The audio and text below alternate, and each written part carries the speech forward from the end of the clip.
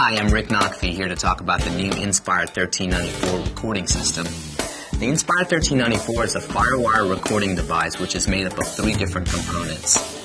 You get the hardware breakout box, which includes all of your inputs and outputs.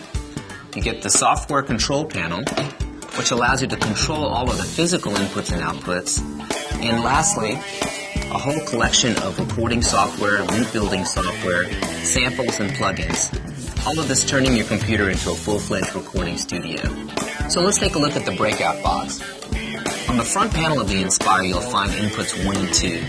You have XLR mic level inputs, as well as instrument level quarter-inch inputs. On the back, inputs 3 and 4 are RCA level, and you can also switch those to accommodate phonograph or turntable inputs. Next are the stereo RCA level outputs, as well as a 1/8 inch stereo output. You have headphone output as well, which is also 1/8 inch stereo, and dual FireWire connectors for daisy chaining another FireWire compatible device, including daisy chaining multiple Inspires for more inputs.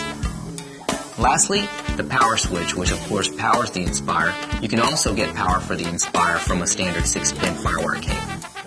The second component of the Inspire is the software control panel, and this is where we can control all of the physical inputs and outputs at those levels.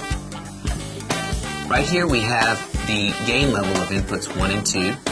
You also have a 10 dB boost, which will increase the gain for low output microphones and that sort of thing. You also have 48 volt phantom power for condenser microphones, as well as an analog limiter, which will control peaks so you don't clip your A to D converter on those inputs. The level for inputs 3 and 4 are also controlled right here. And this is the phono filter that you can kick in if you want to make those inputs a phonograph level input for turntable and that kind of thing. This light colored section is the software mixer, which allows you to monitor in real time all of the inputs and mix that in with the playback coming from the computer.